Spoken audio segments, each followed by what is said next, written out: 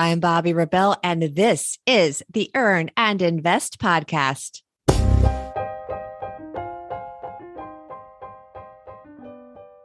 With the birth of my children in 2004 and 2007, I became aware of two terrifying yet mutually conflicting fears. One was the realization that one day my children would grow up and leave me. The other was that they just might never actually leave.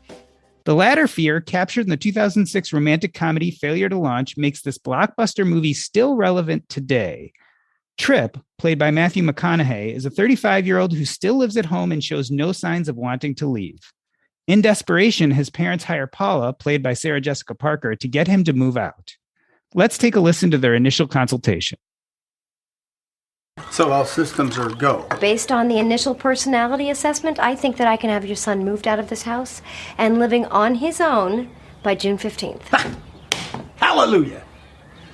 Well, you'd be amazed at how many adult children are still living at home. Now, it's my opinion that the root cause is a lack of self-esteem. Oh, Oprah talks about that all the time. Oprah don't know crap. Heck, when I was growing up, nobody had self-esteem, and we turned out fine. You're a rock, Al. You make me a better woman. Look, many young men who should be able to move out simply can't. It's called failure to launch, and that's where I come in. Is there anything that we need to do? Well, for starters, you could make life a little more difficult for him. More chores, more responsibilities, that kind of thing. I just think you should know that Trip has had some rough breaks. I promise you, when this is over, Trip is going to be an independent, self-sufficient adult. Helping our children navigate the path to adulthood is the expertise of our guest today. To do so, she says, we need not only help them build self-esteem, but also teach them to become financial grown-ups. Are you looking to elevate your asset allocation? Guard your portfolio against volatility? Equity Multiple can help. Invest in professionally managed commercial real estate starting with just $5,000.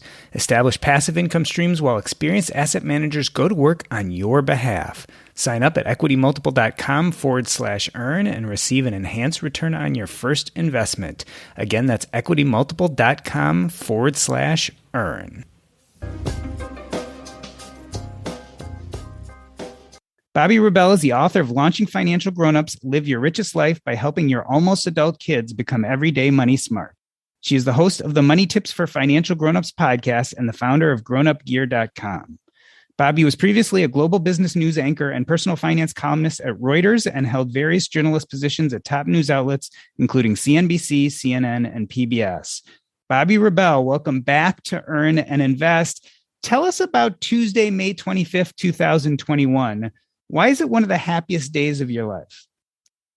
Oh boy, it was a really big day because we signed a lot of very complicated paperwork that made our daughter the owner of her first home. And it was a big moment for my husband and I, because not only was she moving out, but she was moving out in a way that she was so excited about, that she had a lot of confidence in herself. And it marked a huge accomplishment of a goal that she had had, her goal, not our goal, her goal, which was to be a homeowner. She had had that goal since she was 13 years old. And I'm going to cry just doing this interview. We just started. But I walked around this apartment before the closing and she was buying it. And, it sounds so intimidating buying a New York City co-op. But the truth is that if you sit down and do the math, as she did, and work backwards and say, okay, if my goal is to move out of my parents' apartment in about 2 years, how much do I have to save? How much do I make? I might get a raise. COVID happened, so it made her lifestyle a lot less expensive because she didn't have social pressure to go out as much, even though she had planned to be living with us anyway. She was just so proud of herself. She was so proud of herself. And I was just so happy for her. Take us down memory lane and think about your own first home purchase. How did that help you separate from your parents financially? It's interesting that you say that because it happened also in my early 20s. And I think it was a real marker because it wasn't something where, you played a movie clip. It wasn't something out of a movie where they just said, okay, you're out of here. You're this age arbitrarily and you're out of here. It was really a family effort. And one thing that I talk about in the book is a family ecosystem. And I think it's really important to say, just as Ashley, she lived at home rent free. We didn't have her paying for groceries. She paid for her own clothing and if she went out with her friends and that kind of stuff. But we weren't, in a roommate situation where he said, you're going to pay for your cottage cheese and your eggs today or something like that. It was family support and and I want to be clear, not every family can do that. Not every child has that opportunity depending on where their job is and so on. But when I moved out, I really did have my family support. It wasn't as clean cut as Ashley. I did it a little younger because of logistics, because my parents were in suburban New Jersey. So I had been commuting to a job, my first job at CNBC, and I wanted to be in New York City with my friends. So I wanted to move a little bit faster. So the apartment that I purchased, number one, was even on a relative basis, less expensive than the one that Ashley purchased. It was, a very low floor, back of the building studio versus she's in a little bit nicer apartment. I did have family support that sort of leveled off. So what Ashley really did, which is amazing, is she had a high enough paying job and was able to do the math such that we don't pay a penny towards her ongoing expenses. There's no monthly subsidizing check. I did have that leveled off gradually. And I want to be clear about that I did have a father and a mother. My mother's no longer with us, that there was a plan, there was an exit strategy, and it leveled off, I think it was a few months, no more than a year, where there was a little bit of extra help getting me, into that apartment and giving me a little bit of extra support. But with that support, I was on that path and that was very helpful. But having that independence, sometimes you need that because and again, I want to emphasize family support was there temporarily with an exit strategy because you get used to a separate lifestyle, a separate financial lifestyle where your groceries don't appear in your refrigerator unless you go out and get them. You will not have paper towels unless you go out and pay for them. And that may sound trivial and there may be some eyes rolling, but I'll tell you, I remember back in college when, freshman year, you're in a dorm and, the toilet paper is just kind of there, right? Everything's there and there's cleaning supplies there. And someone else, by the way, is cleaning the communal. It's communal, but it's cleaning the bathroom. You move into an off-campus apartment, even in college, and you suddenly have to buy every tissue box, everything that goes into that apartment. And that's a good life lesson for a lot of people, that things don't just appear.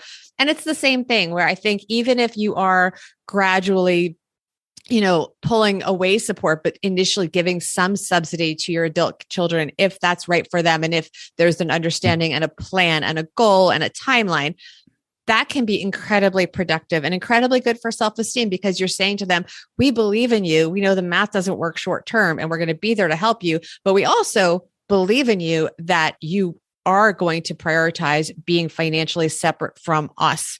And of course, it's also important to let your kids know if there's a real emergency, you're going to be there for them, just like they will be there for you. And that's another important part of the book, that things can reverse. We learned that in COVID. Sometimes kids have to be there financially for their parents. I want to get back to this idea of what we should and shouldn't subsidize, what kind of support we should give. But before we do, it occurs to me that children evolve to adults in many different ways. They evolve emotionally, intellectually. Why focus on finances specifically? Well, because that's an area that I write about as a journalist, Jordan. I mean, look, that's what I started my career as. And by the way, it's interesting that I did have this career as a financial journalist that came about. And I also talk about this in the book because my father, who is the most wonderful, giving and generous man on the planet, I think. And he's just so wonderful and so supportive of everyone. And I'm going to cry again, Jordan. I joke about it, but he always wanted me to work on Wall Street. He felt that I should be a research analyst because many skills of journalism are very similar to, researching equities and so on. And it would have been a far more lucrative career. And so financial journalism was our compromise because I said, I'm very interested in telling stories and sharing with people. And I love interviewing people and hearing about the world and discovering things and then sharing it.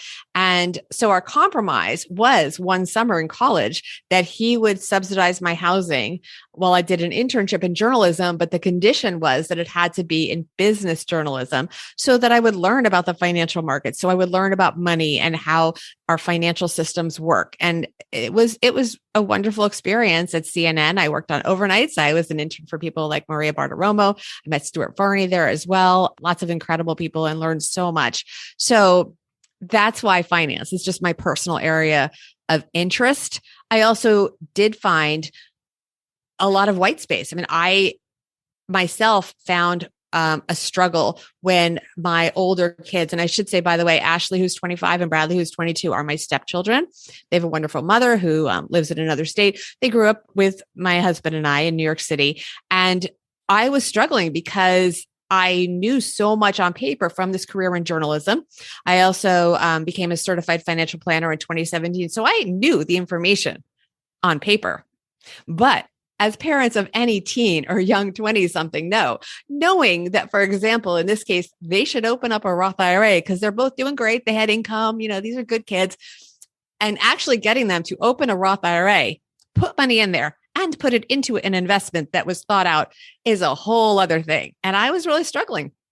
And I was doing everything I could for them. I was, giving them the name of a broker at my investment company. I was saying, well, I'll sit with you and we can do it. There's this other company if you want to do it through an app, and there's this way to do it. And they're like, yes, sure. Yes, we agree. We'll do it. And the deadlines are coming up, and it just wasn't happening. And that's when it occurred to me that knowing what to do on paper in terms of the facts is not the same as being able to persuade and incentivize and get your young adult children to actually do what's in their financial interest in the timeline that will be to their best advantage, because time does matter.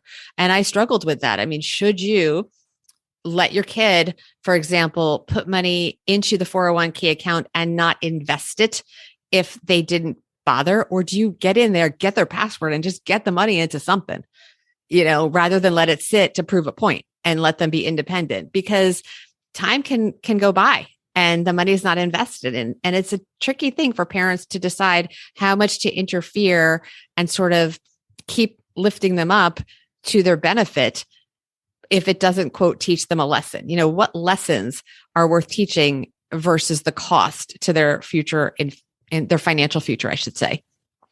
You look at this idea of failure to launch through a few different lenses. One of the lenses is incredibly intuitive, right? We are educating our kids so they can be successful adults. But fairly early on in the book, you do mention another lens, which is slightly counterintuitive.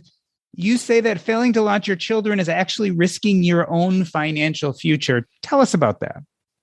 This is the real pain point of the book. And this was the real urgency that I felt when I was putting it together, especially with what happened with COVID. What we have to understand is that if our children do not have the confidence and the competence to run their own financial lives, we as parents are in a very tough position, because so many of us will then risk our own finances and go into our own bank accounts, very often our own retirement accounts, to help those children.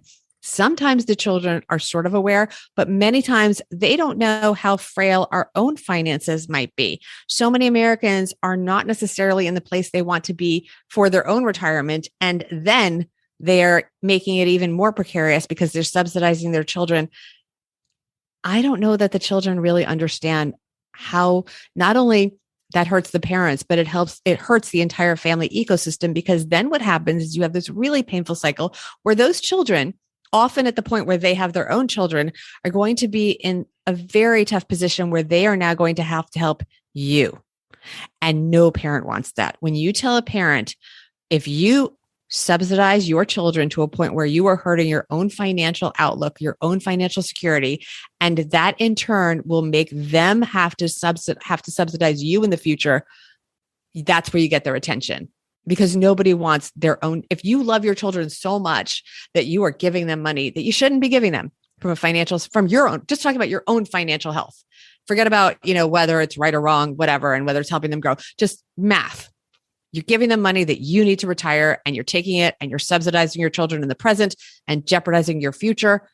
If you tell a parent, play out the scenario when you're X years old, do you want your children to have to go into your grandchild's college savings, their emergency funds, go into debt to help you?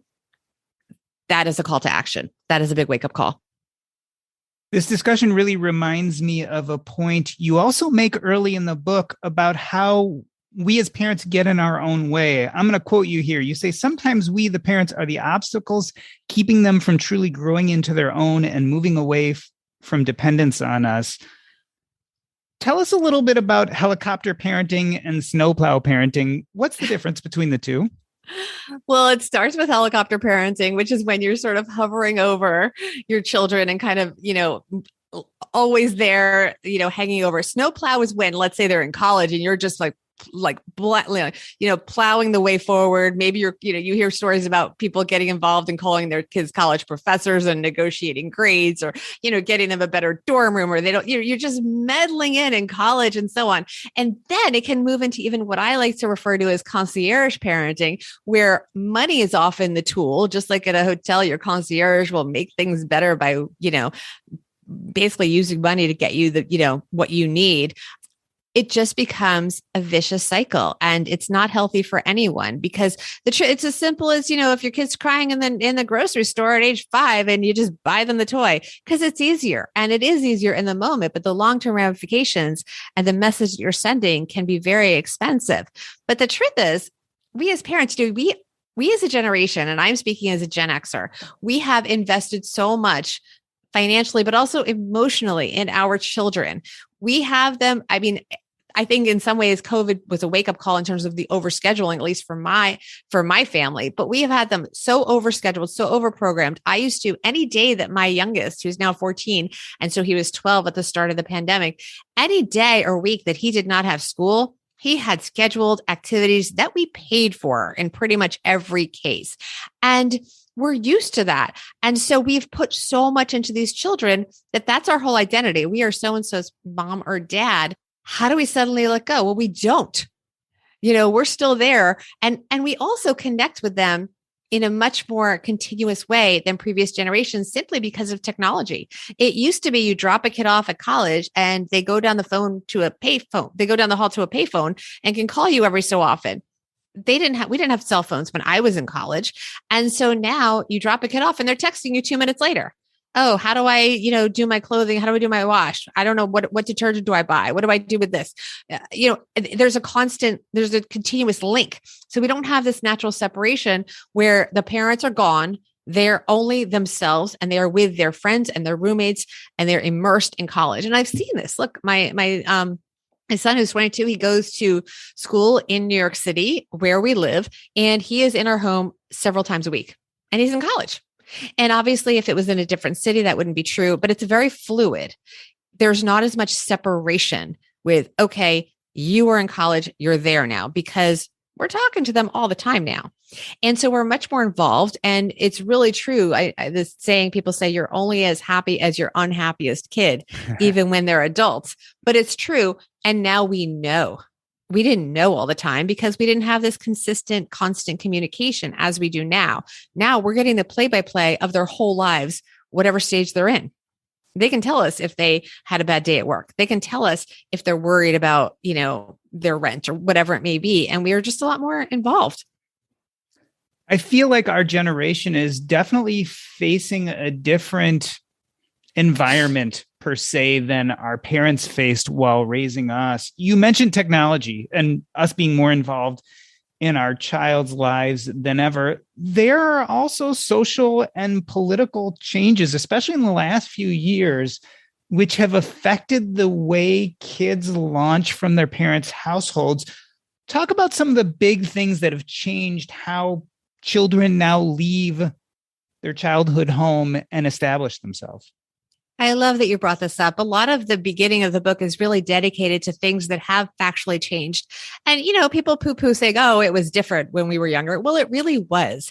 And some of the things are good. For example, there's a lot of good that came from what's called Obamacare. The fact that we can keep our children on health insurance till they're 26, that's great on the surface. But psychologically, it has extended our perception of adulthood, and it has extended our financial ties to our children. So much good has come from this. It's a good thing overall. It allows our children to have a little more breathing room when it comes to getting a job, because the way our healthcare system in the United States is set up, it is largely tied to having a corporate job. So it gives them some freedom to have some time to figure it out and not be boxed into something that they're going to be miserable in. However, it also gives companies more wiggle room to not give them that security, to not give them that corporate job, or to push them to be on their parents' health insurance. That's something that happened to our oldest. The company, she works for a consulting company, and they encourage their young recruits. Oh, if you could stay on your parents' insurance, you should do that. Right.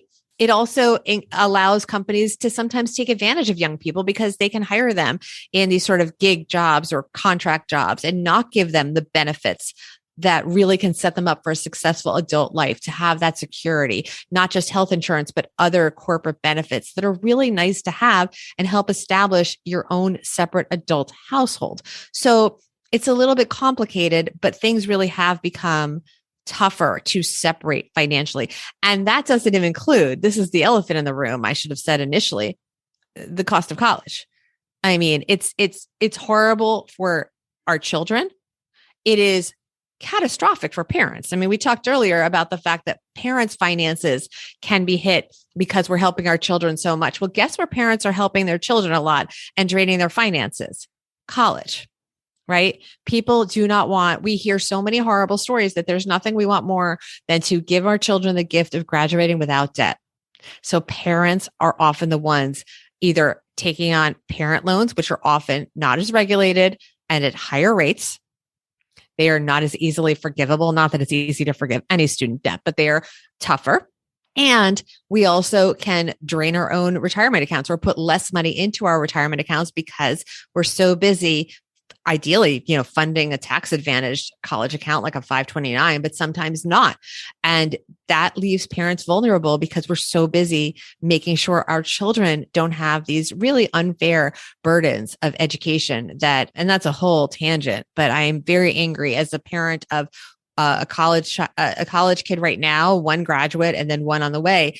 I think the biggest tragedy is the sheer dollar cost of going to college. I don't think it should cost I mean, everyone can look up the numbers of what college costs these days.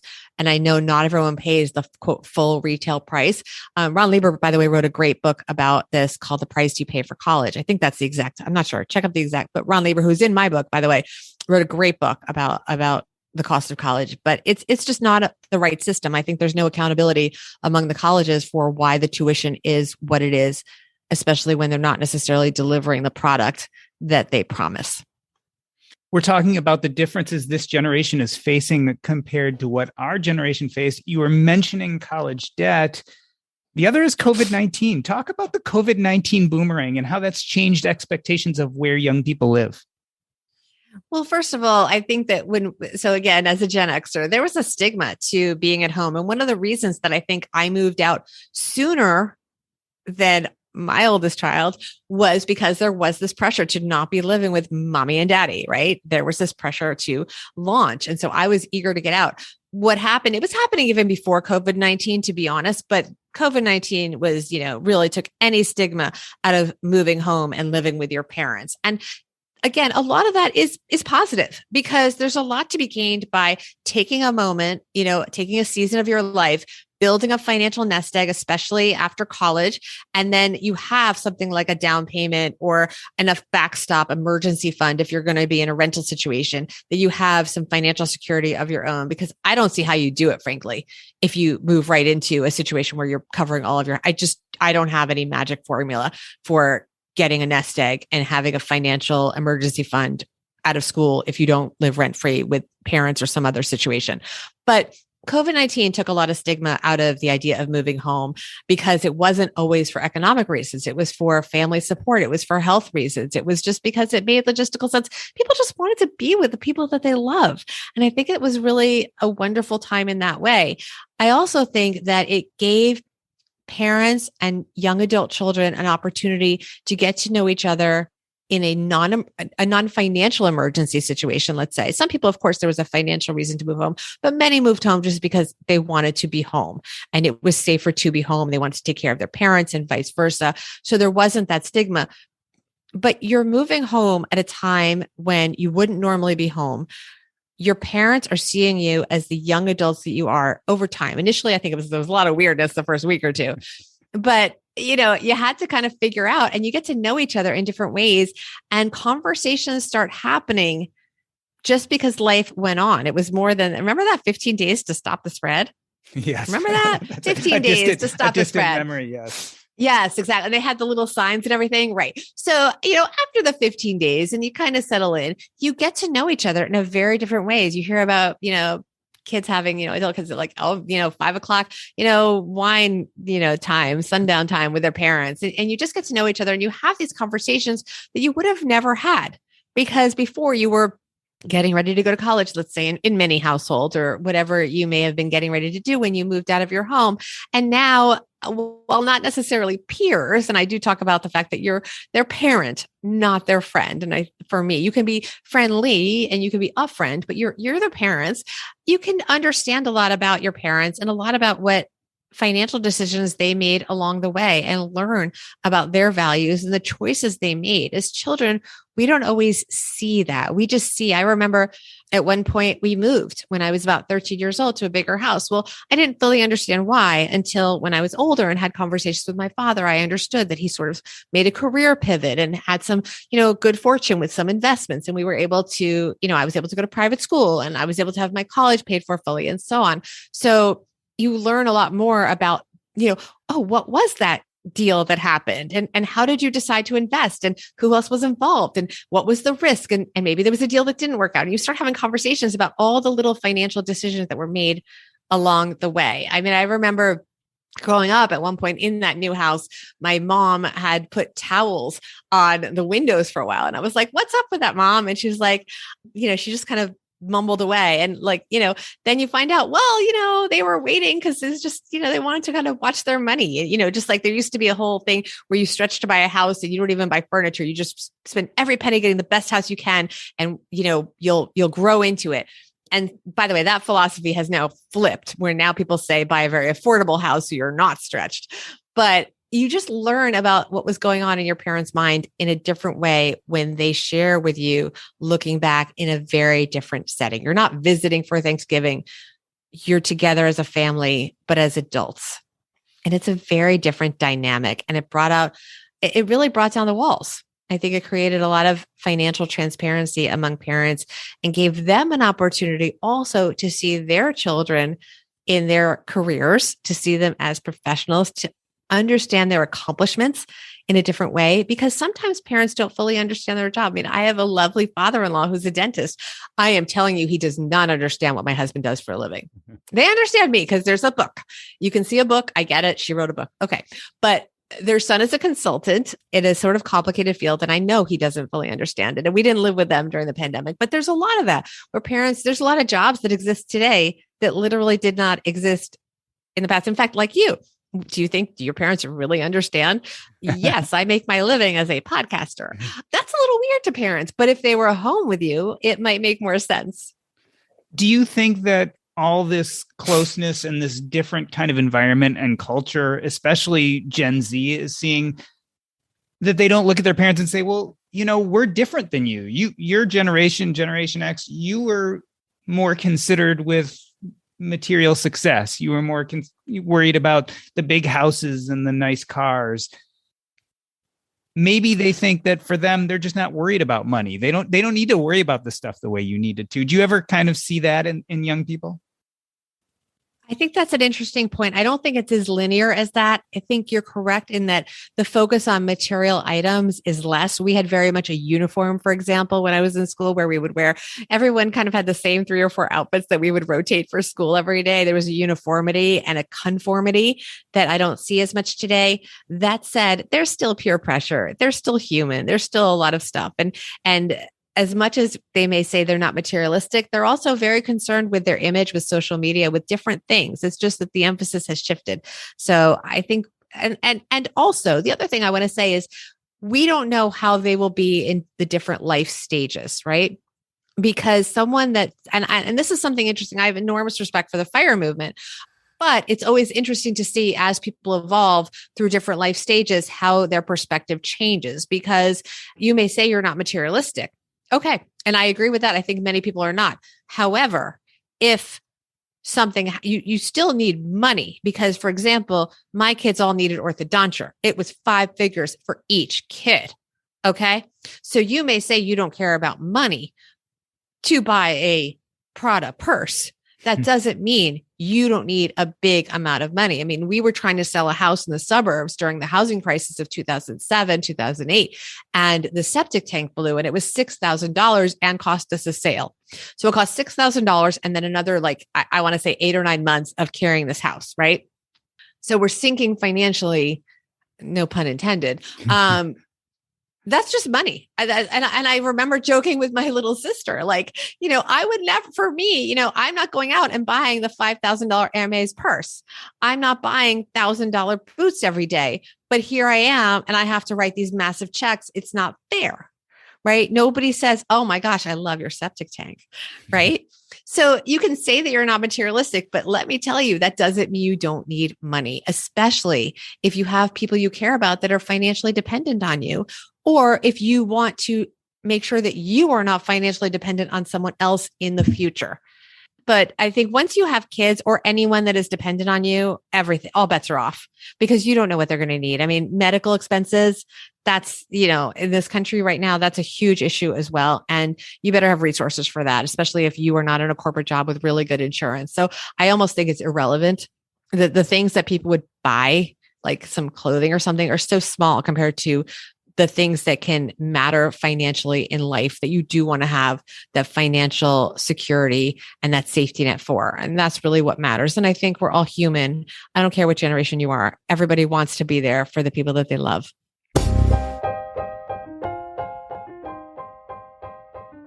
We are talking to Bobbi Rebell. She is the host of the Money Tips for Financial Grownups podcast and the founder of grownupgear.com. We're going to take a short break. I'm Doc G, and this is the Earn and Invest podcast. Over 30,000 investors across the U.S. are discovering a new way to build wealth. Equity Multiple brings you access to a diverse wealth generation ecosystem with cash flowing real estate. Starting with just $5,000, you can allocate to professionally managed commercial real estate assets. Sign up in minutes, find investments that fit your strategy, and invest your desired amount through a streamlined, secured platform. Since 2015, Equity Multiple has delivered over $170 million in distributions to investors and 17.4% aggregate net return. Join the thousands of investors nationwide who are building stronger, more diversified portfolios through real estate investing. Sign up at equitymultiple.com/earn and receive an enhanced return on your first investments. All investments involve risk and past performance is no guarantee of future results. Again, that is equitymultiple.com/earn. Let me reintroduce you. We are talking to Bobbi Rebell. She is the author of Launching Financial Grownups, Live Your Richest Life by Helping Your Almost Adult Kids Become Everyday Money Smart. Bobbi, let's delve into the book here.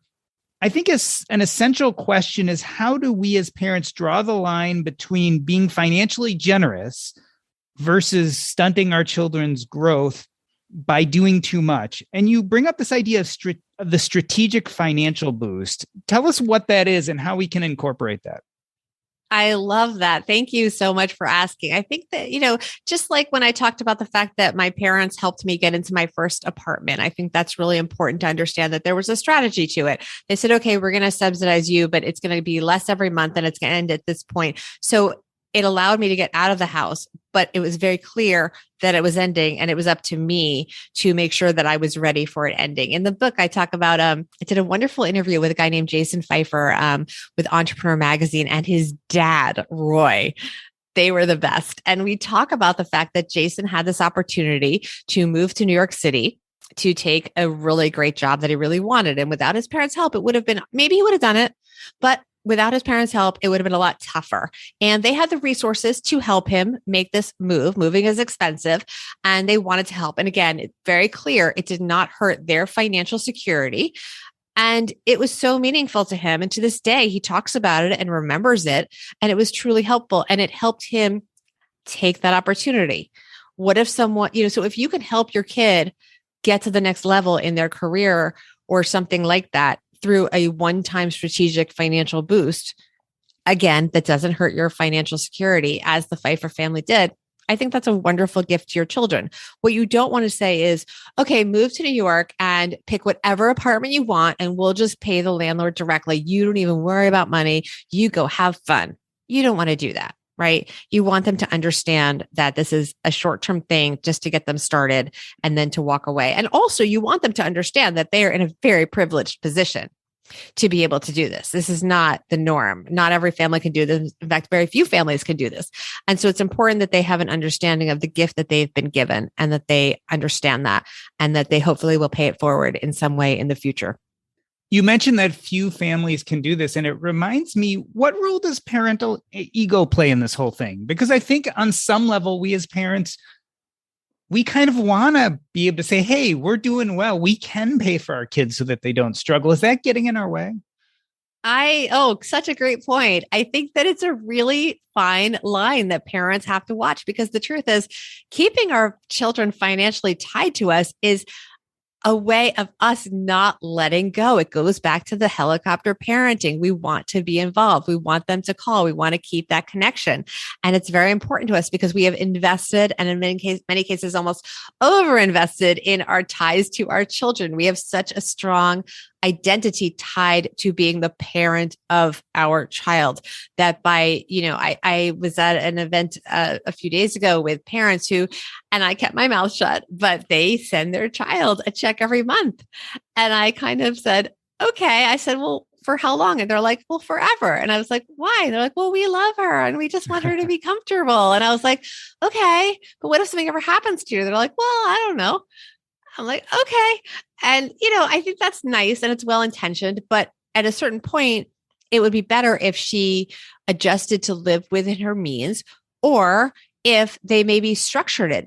There are things to do, and this gets into a very select group and a very privileged group where, if you do want to permanently subsidize your children in some way, rather than just sending them arbitrary checks, maybe you set up something through a third party, an investment fund, a trust fund of some sort, and you have them understand what's going on, have them be allowed to take a certain small percentage out every month and teach them about investing so that they will eventually be able to manage that money as an investment and keep it secure going forward should something happen to you. In other words, own the fact that you're going to subsidize them. And I'm not necessarily agreeing with it, but own that fact, set it up with a third-party money manager as, a trust fund, and then have it be deliberate, have them be educated, have them understand this is the money, you have to keep this secure. This is your future.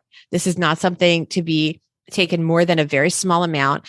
Here's an expert that's going to advise you on how to take care of this so that you have intergenerational wealth and you have a protection and a safety net for that child. Because otherwise you haven't taught that child how to live within their means. You haven't really taught them how to function as a financial grown-up. And that's not fair to the child, and it's not going to serve you well. And it's not going to serve them well when you're not there. So I think it's important to just have that awareness if you can't break away.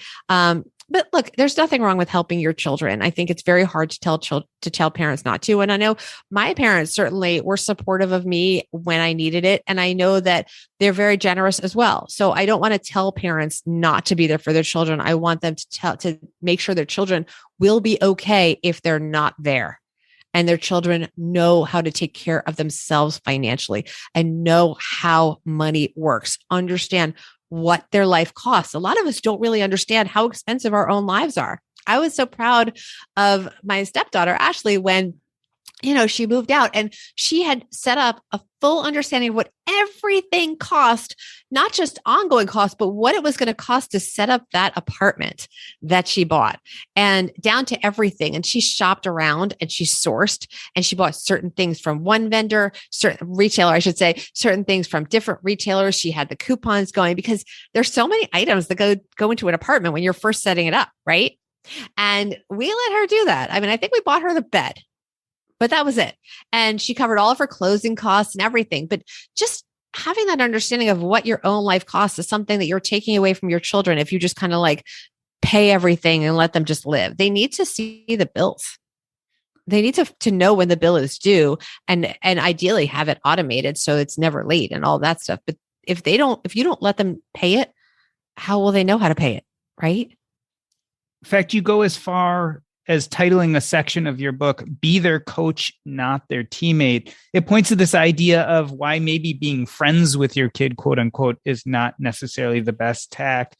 Are we afraid of disappointing them? So afraid. I'm still afraid. It's so hard. But, I'll give you an example that just happened that's not in the book. So Bradley, who is a senior at NYU at the Tisch School of Arts, I probably botched the exact name there. So proud of him. So he's working on a movie for his senior thesis, and he had a budget in mind and beyond what the school allocates. And by the way, there's a couple other kids involved too, a couple other students. And he came to us and my husband and I and told us about it. And he sort of said, well, it's going to cost this much. And my husband's the best. And we just kind of sat there. And I feel like he was kind of hoping we'd go, okay, we'll write you a check. Cause it was a big check, but we could have written it. It was a big check, but we could have written it. But we just sat there. We said, well, how are you going to raise the money? Silence. And he went back and he thought about it. And now he's got an Indiegogo campaign. If anyone wants to look it up, it's called Meatball Town. Feel free to send him $25. And he is raising money. He had, did I lend him, my ring light to record his video pitch? Sure. Did I, share it on my Facebook page? Sure. Did we give we gave a small donation? We gave a donation. Sure. But, it's on him. We just kind of sat there going, well, what are you going to do? And when he, had some ideas, we discussed them with him. We said, well, in your presentation, when you say this, make sure you explain why NYU isn't paying for this part of it. We coached him, but we let him figure it out. I love this discussion of Bradley's project because it helps us get more granular, which I think is really helpful in some of these conversations. Let's look at a few specific topics. College and college debt. How do we draw the line as parents and how much to help or not help? And specifically, how much do we step in even before they decide to go to college and start having them consider the economics before they even decide on that quote unquote dream school? I think what's really wonderful these days is that there are so many variables and there's a lot of discussion going on about other options besides a four-year college. That wasn't always true. I wish I could have had a gap year. I think it's not a bad thing for kids. And it's, again, just like the stigma of living at home has gone away. I think the quote stigma of not going right from high school into college for kids that are going to go to a four-year college has changed. I think there's a lot of new discussions about community college. And there's a lot of discussions about these courses that give you expertise in technology are also important. So have discussions with your kids. And I would spend a lot more time listening than talking. Tori Dunlap, who is from her website is called Her First 100K, and she's got a lot of wonderful things to say in the book and otherwise also on her various platforms. But she talks about the importance of just listening and understanding that even if you succeed in convincing your kid to do something that they don't really want to do, you haven't succeeded. I mean, there's a million stories out there of kids that were forced to become X, Y, and Z, lawyers, doctors, whatever. And then midlife, they start doing what they really wanted to do, right? They do what their parents said to do. And then at the end of the day, they're not happy and they change. And by the way, ironically, often the safe job the parents want to do is not always the safe job that you think it's going to be because things change. And a lot of the jobs that, didn't exist for us can be very lucrative. So it's important to listen to your kids. And as a coach, as you say, give them guidance, have them spell out. So in the case of Ashley that we talked about earlier, when she was going off to college, she was very interested in being a teacher. And in fact, she was accepted at the teacher's college. She went to Indiana at the School of Education, whatever. Forgive me, I don't know the exact name. And we were having these ongoing discussions about the kind of lifestyle that she wanted. And she loves to go to Disney and she loves to go on vacation and she wants a puppy and she wants to live in New York City at the time and so on. And she wants, as we know, to own her apartment. She has a lot of aspirations. And again, she's not out buying fancy designer purses. She's not a materialistic kid, but she does want to have financial freedom. She doesn't want to feel like she can't do what she wants to do because she doesn't have money in her bank account. And she, through these discussions, decided that it made more sense for her to transfer to the School of Informatics and to become a technology consultant, which has been incredibly lucrative. I mean, she, at age 25, makes a very, very good salary. I mean, I'm so proud of her. And that is her own doing. So it's us coaching her to come to her own decisions. And I think it's really important that we let kids do what they're going to do with guidance, with understanding of how does this play out? Okay, you want to start your own company. Well, what are the parameters? What is it going to cost? Do you have a business plan? How much are you going to spend on marketing? Are you going to hire other people? Where are you going to get funding? Because we're not writing a check. We'll support you. We'll do what we can to some degree, but we're not draining our retirement account to fund this business idea. Exactly how's it going to work? And if you're going to live at home, for what time period? How will you contribute at home when you're home? How will this work? Where is your business going to be based? And do what we can to support them as a coach, as you say, but we're not necessarily going to be a teammate. And I think that's an important thing to remember. But let them know that you're there cheering them on all the way. Let's pivot from college and college debt choices to career. You talked about listening to our children, yet your own story, your dad was pretty, clear on what he thought you should do when it came to your career. Yeah, but he listened. I mean, at the end of the day, to my point, he wasn't going to change my mind. He got me to pivot, though. I did choose business journalism versus becoming a local news reporter. So I did hear him. He said, you really want to, I did want to get married and have a family. That was something very important to me. And if I had been a local news reporter, I would have been traveling from, this is, in the 90s, I would have been traveling from small town to small town, trying to move up through various markets. And I wanted to live in New York City, and I wanted to, have a family. As I said, I wanted to be in one place. I really didn't want to move every 2 years, which was the general career path to be a local news reporter. And that's if you're successful. Remember, it's a big risk. If you're super successful, you'll get to a major city at some point in your life. And even then it's very precarious. With business news, you were always going to be in a major city, generally New York City. So he was successful in that he had me make that compromise. And he also was successful in that he gave me, by pushing me to business news, he also gave me the opportunity that should I have changed my mind, I had different opportunities. I could have made a switch to Wall Street much more easily. I did become a certified financial planner and could at some point, if I wanted to. Right now, I don't have a practice. I could open a practice. It makes sense for me to be in finance. And it also gave me the opportunity to meet incredible people in the business world, which has just been so interesting and exciting. In terms of life experiences, I've met so many successful business leaders and so on. And so I did listen to him, and I think he did listen to me. Does that make sense? It does make sense. And I think, again, this gets back to this idea of coaching, which it sounds like you had a very good relationship in which he wasn't trying to be your friend. He was giving you some of the hard messages, but he was able to do it in such a way that he listened to you and your wants and your needs. And I think it's a very good model for what you talk about in the book. Let's move on to some of the encore parenting subjects.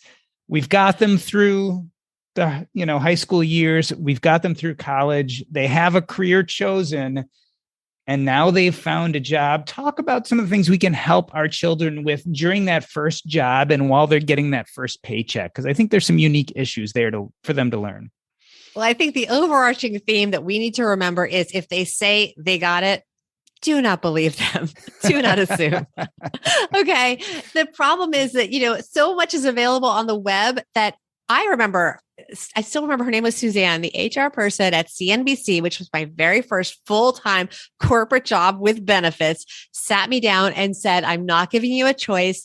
They were owned by General Electric at the time. She said, you have very good benefits. Your 401k has it. This is how well I remember it. You have a 6% dollar for dollar match, and I will be maxing you out in your 401k.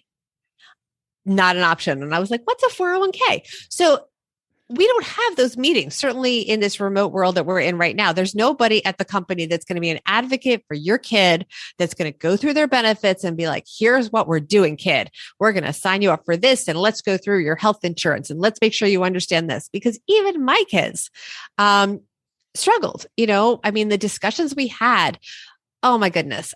Health insurance, Ashley, she knows everything. She is so smart, and she really prepared, and she understands, and she reads, but still it was very hard to figure out what was the best decision for her health insurance. She ended up going with an HSA because her company had a $750 gift that came with it. They give you $750 into your HSA fund. And I'm getting very granular because I want parents to get that granular. I want you to sit there with the computer open with your kid. I don't want you to say, oh, did you choose a health insurance plan? And they go, yeah, I'm good. Thanks, mom. No, sit there with them. Okay. Because these are things that are going to have very long impacts. They might be a year lock in with health insurance, with something like a 401k. In theory, you can, it's not in theory. You can change it pretty much at any moment.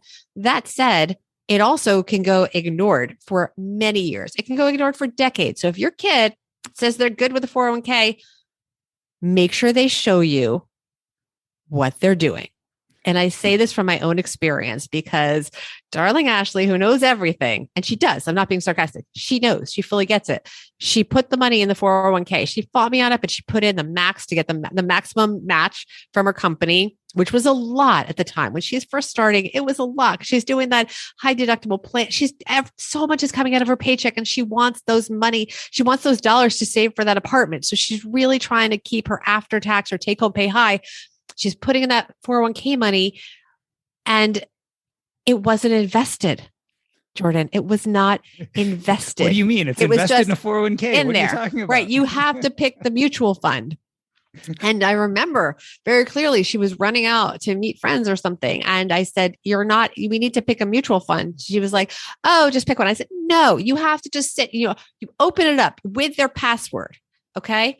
And you make sure that they choose something. And if they don't have the time, just choose a diversified index fund, something reasonable. I said to her, okay, I want you to press the button on this one. I want you to do it. I really try to do that where you sit with them, but have them drive, press the keyboard, press the actual keys. And she said, okay, I did it, and threw the computer kind of at me. And I was like, wait, let me look. And she had picked, like, it was the same company. It was like, let's call it the American Mutual Fund Company. I'm just making up a name. And she picked the fixed income fund instead of the diversified broad stock index fund that I told her to, because she just saw the holding company for the mutual fund, not the individual mutual fund. So she said, but you said pick the American Mutual Fund Company. I said, but there's 8 funds from that company. And you picked one that will not serve you well over the next 40 years if you forget to look at this, right? You have to assume they never open it again. So even if they walk out the door, you're still logged in, just fix it. Don't stand on ceremony. Make sure that they are invested in the right fund. You can circle back with them later, take a screenshot and show them where they're invested so they understand, and be in touch with them about that. I also would go in and automatically, ideally with them sitting there, but if they're not doing it, do it for them because the consequences are serious, and put in that automatic, 1% every whatever time period, every 6 months, where they're putting a little bit more away than they originally said. They probably won't notice. If they do, you can always change it, but have their back. Don't stand on ceremony when it comes to long-term financial stuff. It's really important that you not kind of make a point with these things. There'll be other opportunities to make a point. I want to end this conversation where I started it. Let's go back to May 25th, 2021. Ashley is signing on the dotted line in the 500 places you have to get a mortgage. Are you done? I mean, is that the pinnacle? Is your job as parent over financially? It's never over. It's never over. I think it's really important to constantly have conversations. And one of the hardest things for me as a child, because we're parents, but we're also children to our parents, mortality is really hard. And talking to your parents, I have a father who's 81 years old, and there's a big emotional aspect to these family relationships. And I find myself not wanting to talk to him about his estate planning, but you have to. And it was really hard for me in the reverse also to tell my kids, the older ones, they have wills now. They're the only ones their age. They joke about it. It's really kind of funny, but they're very proud of it. They think it's hysterical and yet awesome. They're really proud of it. And they have, the healthcare directives, but it's good because I think they understand them now. I don't think we're ever going to use them, but I love that they understand that stuff. And it's really important. And it's important for me as a parent and a child to learn that if I'm pushing my kids to have these discussions, I have to accept my father wanting to have these discussions with me. And that's really hard. It's hard. We have to appreciate both ways, that I kind of want to just cover my ears and I want my dad to be there forever.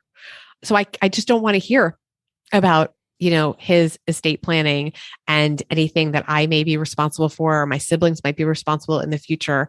And I can't imagine a world where I would have to take care of him, and certainly, not financially, but I'm proud that I know enough about money that I could step up for him if I wanted to. And I think you're making me teary, but I mean, I think it's all about love and family love. And, I talk about the family ecosystem, but it's really about, money is just a thing, but it's connecting us. And it's a way for us to show how much we love our family and be there for all generations, your parents and your children and your grandchildren and all of that, and make sure that we are there to take care of each other, because ultimately that's what we want. We're always going to be their parents. And it's important to know that you let your kids know that you have confidence in them, that they're not going to need you to step in and support them, but things happen and you will be there to support them. And you also want them to be confident that they can step in if you need their help too. And that it's really about everybody supporting everybody in the different generations. Well, Bobbi, I wanted to thank you for coming on the show today. I think this conversation is so important. These talks we have with our children about launching them financially are difficult. And while none of us would doubt that we have to educate our kids, we have to show them how to be in the world. When it comes to money, there's this extra layer of fear that they won't reach their own goals, fear that we're going to have to revisit our own financial trauma from our lives. It seems like there's so much that gets in the way. We're lucky to have your book to help walk us through this difficult process. I wanted to end this episode the way I end every episode by asking you, what is up next with your life and where can we find you? First and foremost, when does the book launch? The book launches March 22nd, 2022. I hope everybody can benefit from the book. It's really a labor of love. I'm like in tears. I don't know if people are watching the video or not, but I'm kind of holding back tears at this point because it's really emotional when I think about it. And so much love went into this book. And I really love my kids and I love my parents. My mother's no longer with us, but I just hope it helps generations have really productive conversations about money and really be there to support each other. For me, I mean, I want to get out there and speak to people about this. So if I can be part of an event that you're having or a panel discussion, or even if you're having a book club and you want me to drop in, be in touch. You can get lots of information about me right at my website, which is just my name, BobbiRebell.com. And thank you so much for having me. It has been my pleasure. The book is Launching Financial Grownups, Live Your Richest Life by Helping Your Almost Adult Kids Become Everyday Money Smart. This is the Earn and Invest podcast. On behalf of myself, Doc G, I wanted to thank Bobbi Rebell. That's a wrap.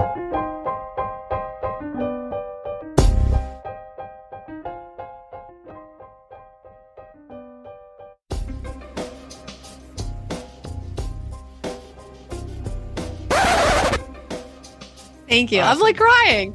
I'm Good. literally crying. Good. But that's because you care about this stuff. Like nothing is I better do.